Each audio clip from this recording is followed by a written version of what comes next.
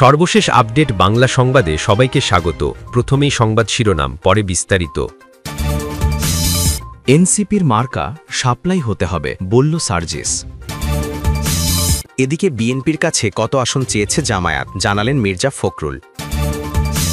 আরও থাকছে আখতারকে ডিম নিক্ষেপের প্রতিক্রিয়ায় যা বললেন নাহিদ। এদিকে ডক্টর ইউনূসের সঙ্গে বিএনপি মহাসচিব যাবেন কেন, প্রশ্ন ফজলুর রহমানের। এবং সর্বশেষ থাকছে পাল্টা স্লোগানে নিউ ইয়র্ক কাঁপালেন আখতার। এনসিপির মার্কা সাপ্লাই হতে হবে, বলল সার্জিস। নির্বাচন কমিশন ইসির সিনিয়র সচিব আখতার আহমেদ জানিয়েছেন, তালিকায় না থাকায় শাপলা প্রতীক পাচ্ছে না জাতীয় নাগরিক পার্টি এনসিপি। তার এই বক্তব্যের পরই প্রতিক্রিয়া জানিয়েছেন এনসিপির উত্তরাঞ্চলের মুখ্য সংগঠক সার্জিস আলম। মঙ্গলবার দুপুরে নিজের ভেরিফাইড ফেসবুক আইডিতে দেওয়া এক পোস্টে তিনি এ প্রতিক্রিয়া জানান। সার্জিস লেখেন, ইলেকশন কমিশন সচিব বলেছেন মার্কার তালিকায় শাপলা নেই, তাই এনসিপি শাপলা প্রতীক পাচ্ছে না। তার মানে কোনো আইনগত বাধা নয়, বরং তালিকায় না থাকার কারণে তারা এনসিপিকে শাপলা প্রতীক দিতে পারছে না। তিনি আরও লেখেন, যেদিন এনসিপি প্রথম নিবন্ধনের জন্য আবেদন করে সেদিনই স্পষ্টভাবে জানিয়ে দিয়েছিল এনসিপি শাপলা মার্কা চায়। তাহলে ওই তালিকায় শাপলা মার্কা যুক্ত করা কাদের কাজ ছিল? এতদিন কি তারা নির্বাচন কমিশনে বসে বসে নাটক দেখেছে, নাকি স্বাধীন প্রতিষ্ঠানে বসে অন্য কোনো প্রতিষ্ঠান, দল বা এজেন্সির কথা মতো উঠবস করেছে? এনসিপির এই নেতা আরও লেখেন, সব ধরনের ভণ্ডামিকে রাজনৈতিকভাবে মোকাবিলা করা হবে। যেহেতু কোনো আইনগত বাধা নেই, তাই এনসিপির মার্কা সাপ্লাই হতে হবে, অন্য কোনো অপশন নেই। না হলে কোনো নির্বাচন কিভাবে হয় আর কে কিভাবে ক্ষমতায় গিয়ে মধু খাওয়ার স্বপ্ন দেখে সেটাও আমরাও দেখে নিব।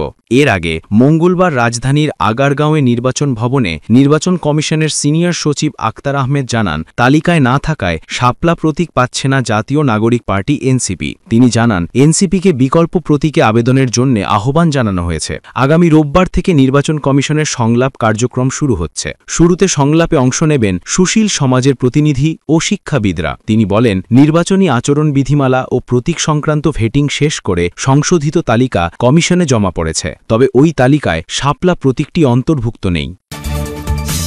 এদিকে বিএনপির কাছে কত আসন চেয়েছে জামায়াত, জানালেন মির্জা ফখরুল। বিএনপির দীর্ঘদিনের জোট সঙ্গে জামাতে ইসলামীর সঙ্গে বর্তমানে দলটির টানাপোড়েন চলছে নির্বাচন সামনে রেখে নানা ইস্যুতে। তাদের মধ্যেই দূরত্ব।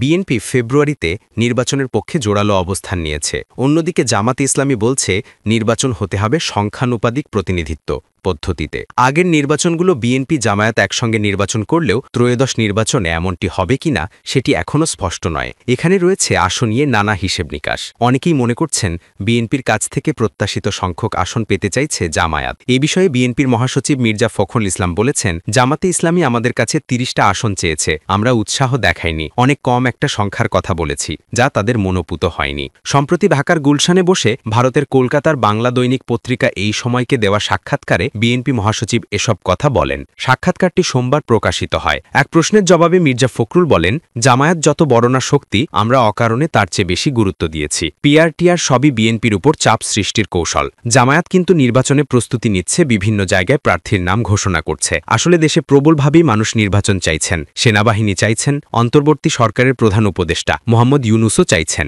ফেব্রুয়ারিতেই ভোট হবে এমনটি জোর দিয়ে বলেন মির্জা ফখরুল। আগামী বছর ফেব্রুয়ারিতেই ভোট হবে, সংশয়ের কোনো জায়গা নেই, অশান্তি হবে না। মানুষ ভোটাধিকার ফেরত চাইছেন, নির্বাচন চাইছেন। উৎসবের মতো ভোট হবে ফেব্রুয়ারিতে। প্রশ্ন, জামায়াত যে বলছে পিআর পদ্ধতি ছাড়া ভোট হবে না, এনসিপি প্রচলিত সংবিধান বাতিল করে আগে গণপরিষদের নির্বাচন চাইছে, না হলে ভোট হতে দেবে না বলছে মির্জা ফখরুল। জামায়াত ভোটে আসবে, পিআর নয়। মানুষ যে পদ্ধতিতে ভোট বোঝেন সেই প্রচলিত পদ্ধতিতেই হবে বাংলাদেশের ভোট। জামায়াতও দেখবেন অংশ নেবে। এটা ঠিক এই ছাত্ররাই শেখ হাসিনার বিরুদ্ধে বিক্ষোভের বারুদে আগুনটা দিয়েছিল।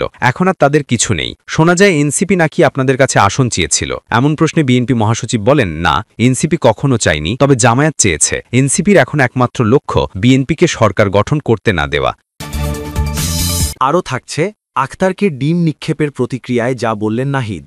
নিউ ইয়র্কে জাতীয় নাগরিক পার্টির এনসিপির সদস্য সচিব আখতার হোসেন সহ অন্য রাজনৈতিক নেতাকর্মীদের উপর হামলার ঘটনায় পররাষ্ট্র মন্ত্রণালয়ের গাফিলতি আছে বলে মন্তব্য করেছেন দলটির আহ্বায়ক নাহিদ ইসলাম। মঙ্গলবার 23 সেপ্টেম্বর বাংলা মোটরে এনসিপির কেন্দ্রীয় কার্যালয়ে আয়োজিত এক জরুরি সংবাদ সম্মেলনে ঘটনার জন্য সরকারের কঠোর সমালোচনা করে সংশ্লিষ্ট কর্মকর্তাদের বিরুদ্ধে ব্যবস্থা নেওয়ার দাবি জানান তিনি। নাহিদ বলেন, আখতার হোসেনের ওপর হামলার ঘটনা বিচ্ছিন্ন কোনো ঘটনা নয়, বরং এর আগেও উপদেষ্টা মাহফুজ আলম সহ অভ্যুত্থানের পক্ষের শক্তিকে দেশের ভেতর ও বাইরে হেনস্থা করা হয়েছে।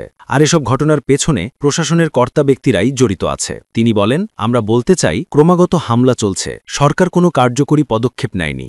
এই ঘটনার সঙ্গে প্রশাসনের লোকজন জড়িত, তারা তথ্য দেয়। পররাষ্ট্র মন্ত্রণালয়ের গাফিলতি আছে, তাদের কাছে আমরা জবাবদিহিতা চাই। এই ঘটনার পুনরাবৃত্তি থামাতে নিউ ইয়র্ক কনসুলেট জেনারেলের পদত্যাগ সহ পররাষ্ট্র মন্ত্রণালয়ের ফ্যাসিবাদের দোসরদের খুঁজে বের করার দাবি জানান নাহিদ ইসলাম।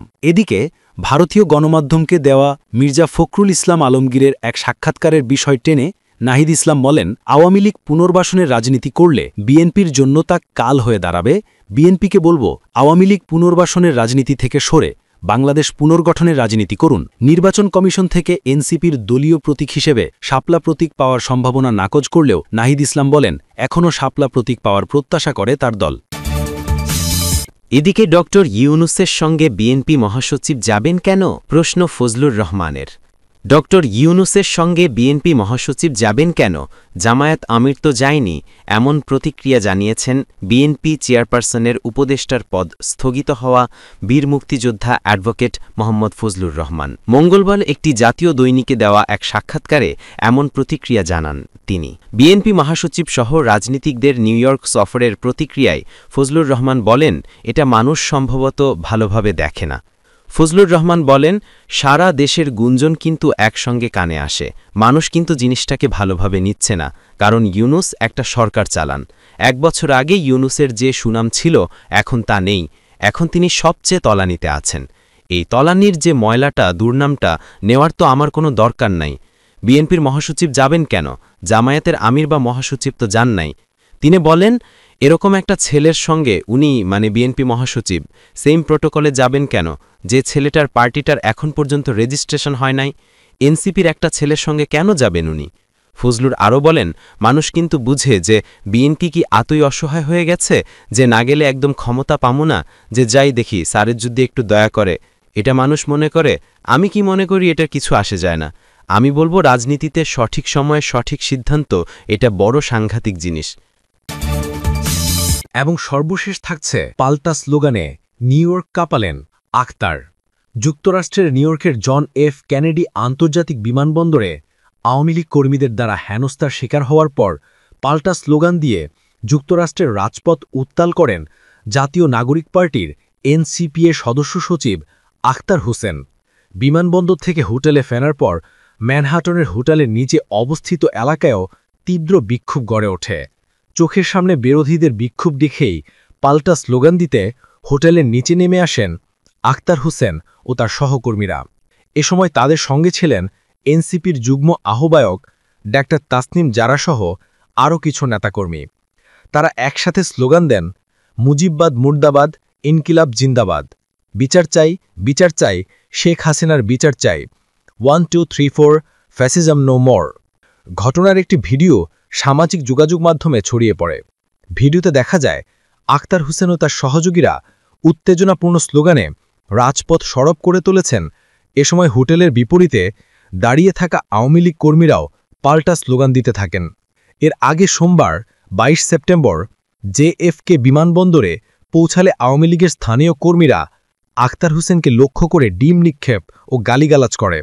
সামাজিক যোগাযোগ মাধ্যমে এই ঘটনার ভিডিও ছড়িয়ে পড়লে দেখা যায় রাজনৈতিক নেতাকর্মীরা বিমানবন্দর থেকে বের হওয়ার সময় জয় বাংলা, রাজাকার বলে আওয়ামী লীগ কর্মীরা স্লোগান দিতে থাকেন। এছাড়া অশালীন ভাষায় গালিগালাজ করা হয়। এক পর্যায়ে আখতার হোসেনের উপর ডিম নিক্ষেপ করা হয়। পরিস্থিতি উত্তপ্ত হয়ে উঠলে নিরাপত্তারক্ষীরা দ্রুত হস্তক্ষেপ করে পরিস্থিতি নিয়ন্ত্রণে আনেন।